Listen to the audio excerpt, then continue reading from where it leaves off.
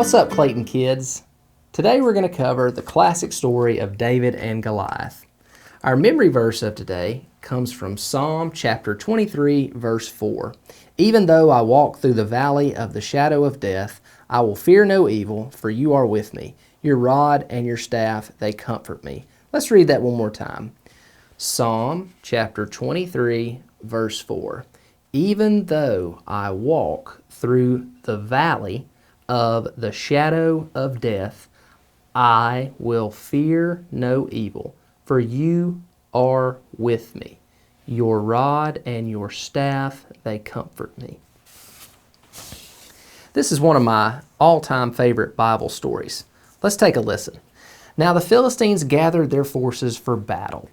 Saul and the men of Israel were gathered together and camped in the valley of Elah, lined up in battle against the Philistines.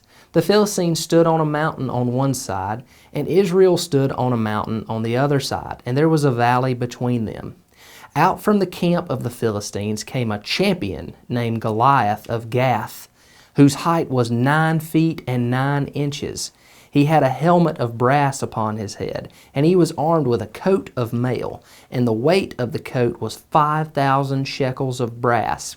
He had plates of brass upon his legs, and a shield of brass between his shoulders. The staff of his spear was like a weaver's beam, and his spear's head weighed 600 shekels of iron. A shield bearer walked before him. Goliath challenged the Israelites. He stood and cried out to the armies of Israel, "Why have you come out to set up your armies in battle? Am I not a Philistine, and you servants of Saul? Choose a man to represent you, and let him come down and fight me. If he can fight me and kill me, then we will be your servants. But if I win and kill him, then you shall be our servants and serve us." And he added, "I defy the armies of Israel this day. Send me a man, and we may fight together." When Saul and all the Israelites heard those words of the Philistine, they were dismayed and very much frightened. And every morning and every evening for 40 days the Philistines drew near and challenged the Israelites. David at this time left the court of Saul to go home and feed his father's sheep at Bethlehem. His 3 elder brothers were in the army of Saul. Now Jesse said to David his son, "Take a measure of grain and these 10 loaves for your brothers, and run to your brothers' camp. Take these 10 cheeses to the captain of their group, and see how your brothers are doing." David rose early in the morning and left the sheep with a keeper, and departed as Jesse had commanded him. He came to the battle line, just as the army was going out to fight, shouting their battle cry, for Israel and the Philistines had put the army in battle, army against army. David left his baggage in the hands of the keeper and ran among the army. He came up to his brothers and saluted them. As he talked with them, there appeared the champion Goliath out of the armies of the Philistines, and he made his challenge, and David heard it. So there's Goliath. Look at that goofball. That's one of Goliath's buddies right there. He's laughing. He's a goofball. Check out Goliath's arms right there. Looks like he's been hitting the gym. All the men of Israel, when they saw the man, fled from him and were very much afraid. "Have you seen this man who came up?" the men of Israel said. "He has come up to challenge Israel, and to the man who can kill him the king will give great riches, and he will give him his daughter in marriage, and will make his father's house free in Israel." And David spoke to the men who stood near him, saying, "Who is this heathen Philistine that he should challenge the armies of the living God?" The eldest brother of David said, "Why did you come down here? With whom did you leave those few sheep in the wilderness? I know your pride and the wickedness of your heart, for you have come down just so that you might see the battle." David said, "What have I done now? Is there not a reason?" He turned from him toward another man and spoke to him in the same way, and the people spoke again of the reward. And when the people heard the words which David spoke, they repeated them before Saul, and he sent for the boy.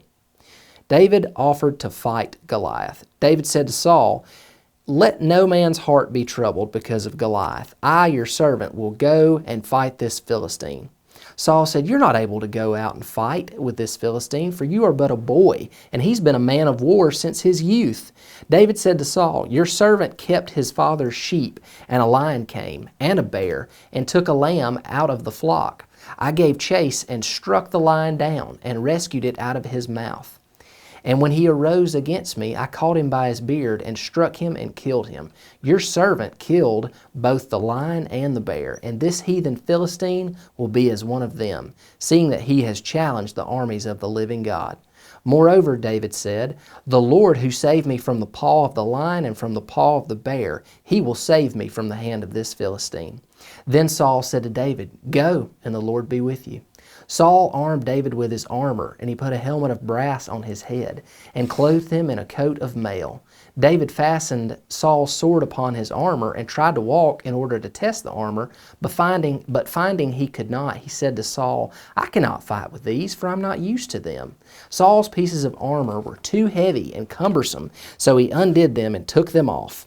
He took his staff in his hand, and bending down, he chose 5 smooth stones, 1, 2, 3, 4, 5, and he put those stones in his shepherd's bag, which he carried with him. With his sling in his hand, he drew near to the giant Philistine who was waiting.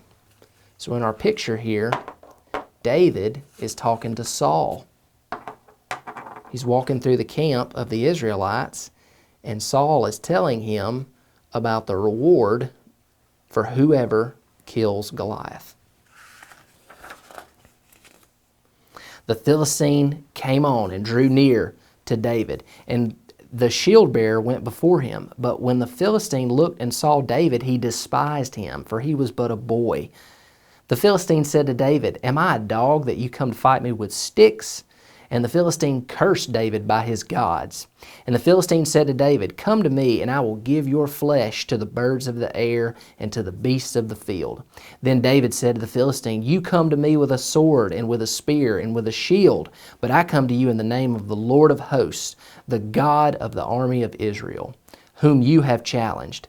This day the Lord will put you into my hands, and I will strike you down and take your head from you, and I will give the bodies of the army of the Philistines to the birds of the air and to the wild beasts of the earth, so that all the earth may know that there is a God in Israel. And everyone gathered here will know that the Lord saves not with sword and spear, but the battle is the Lord's, and he will give you into our hands."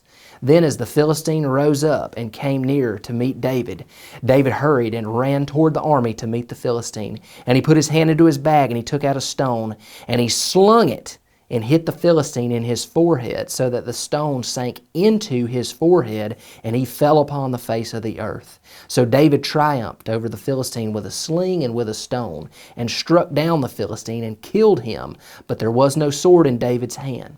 Therefore David ran and stood upon the Philistine, and taking Goliath's sword, cut off his head and killed him. When the Philistines saw that their champion was dead, they fled. And the men of Israel arose, shouting, and pursued the Philistines all the way through the valley. The Philistines who were wounded fell down by the road. Then the children of Israel came back from chasing the Philistines. And David took the head of Goliath and brought it to Jerusalem. And he put Goliath's armor in his own tent. There's David throwing the smooth stone at Goliath. Back to our memory verse of the day, Psalm chapter 23, verse 4. Most of the Psalms were written by David. And David said, "Even though I walk through the valley of the shadow of death, I will fear no evil, for you are with me. Your rod and your staff comfort me." This is a really cool verse thinking about the story of David and Goliath, because Goliath was so big, he was actually casting a shadow into the valley of Elah. So with the sun being behind him, there was a shadow that was so big, and it represented death. But David wasn't afraid, because he knew going into this battle that the Lord's rod and staff of discipline, they comforted David. David knew that he was in the right, that God was on his side, and David had right on his side. What's up, Clayton kids? I've got the biggest man I could find to help me with the story of David and Goliath. So the battle of David and Goliath took place in the valley of Elah. And it's this beautiful, lush agricultural valley. It's west of Jerusalem and west of Bethlehem. David was from Bethlehem and Goliath was from Gath. So both of these fighters, both these warriors, their hometowns were just right down the road. Now the Philistine goal when they moved into the valley of Elah was to split the kingdom of Israel in half. The Israelites are camped on the north ridge of the valley, and the Philistines are going to be camped on the south ridge. Now, what's really cool about the battle of David and Goliath is that in ancient warfare, it was not uncommon for armies to send out their best soldier to fight one another right before the big battle. So King Saul, he thought that Goliath was too big to fight. Now that's really important because King Saul was also really tall too. The Bible says that King Saul was head and shoulders taller than anybody in Israel. So Goliath was huge. King Saul thought that Goliath was too big to fight. David thought that he was too big to miss. And so when David goes out there to fight Goliath, Saul tries to put his armor on him. And when I was growing up, when I was a little kid, I used to think that David couldn't wear the armor because it was so big. It jarred off of him because it was like wearing a t-shirt that was too big. But that's not actually what the Bible says. David says, I can't wear this armor. I haven't tested it. Better yet, I haven't proved them. Okay, meaning he hasn't been in armor before. He's not going to like it. He's not going to be able to move. Now, David had fought off lions and bears in the wilderness. That's another common misconception about this story. David was not a weak little shepherd boy. He was strong. He takes 4 extra stones. The Bible says that he picked up 5 smooth stones. And hearing that, I'm like, why would David pick up 4 extra stones? Did he think he was going to miss? No. Goliath had 4 brothers, and they were as big and as mean as Goliath was. And so slingers, this is what they called them. Anybody that had a sling, not a slingshot, it's a sling. Slingers were actually a part of ancient warfare. And there are records that say that they were so accurate slinging a stone that some of the best slingers could hit a bird in the air with a stone. Okay? And so David goes out, the Bible says, with only a sling. Now check this out. This is really cool, okay? He puts this stone in the sling, okay? And he's hurling it around like this, okay? This stone is going to come out as fast as a .45 caliber bullet. This is a dangerous weapon. This is not somebody just picking up a little stone and tink, throwing it. This is a dangerous weapon. It's moving at 6 revolutions per second in his hand. Just in his hand before he lets go of the stone. That rock is moving over 78 miles per hour.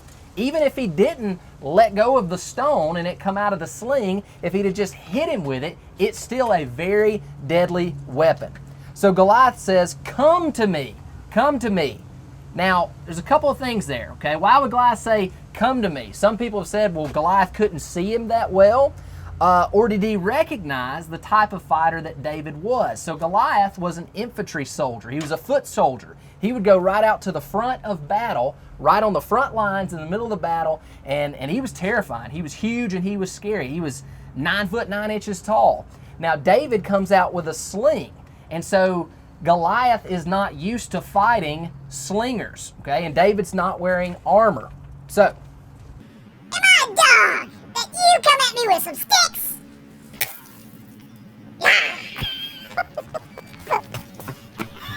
all right, so David hurls that stone, okay, moving at the speed of a .45 caliber bullet, okay, and he kills Goliath. The stone hits him right between the eyes, and it sinks into his forehead.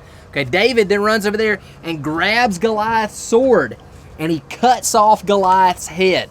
Now, there's 3 things that I want to say to you about this story, okay? 3 things. Everybody wants to be David in the story of David and Goliath, and they don't realize 3 things, okay? Number 1, God had prepared David for that fight already. Okay, everybody wants to be David and take down the giant in their life, and there's some merit there. That's a good story if that's inspiring to you. But God had already prepared David for that fight already. He prepared him by fighting off lions and fighting off bears and fighting off thieves. Number 2, God gave David what he needed for that fight. David didn't just walk out to fight Goliath. No, David knew, and God knew what David needed for that fight. And the last one, this is the most important, number 3, this is the big thing. God was bigger than Goliath. There's an expression before, and sometimes people laugh at it, I've got right on my side, and it sounds kind of cliche, but that's the truth, okay? David had God on his side. He knew what he was doing was right. So if you're battling a giant, you've got to examine your heart and see if God is truly on your side. Do you have right on your side? I'm Mr. Jamey, and this has been another edition of Clayton Kids. Am I dumb that you come at me with some sticks?